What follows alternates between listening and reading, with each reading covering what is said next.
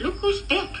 Ja, hy's terug en Steve 27 en 28 April by die Voortrekker Monument waar hy 40 jaar in die bedryf sal vier. In sy bekendstelling het hy saam met vriende opgetree om vir ons 'n lekker voorsmaakie te gee. En vir die wat 'n bietjie sukkel met die Afrikaans, het hy onderneem om nietemin ook 'n paar Engelse liedjies in te pas.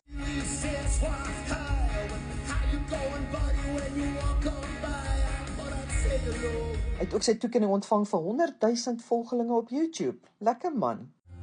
You'll believe it. I got my first guitar when I was 14. Saam met die gesing het ons die organiseerders ontmoet.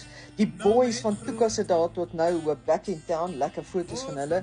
Daar's geskenkies oorhandig en natuurlik was die Kroos ook daar om hierdie groot geleentheid te vier.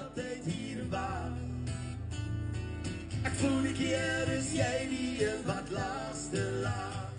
As jy ook laaste wil lag, kry jou kaartjies by iTickets en dan sien ek jou daar.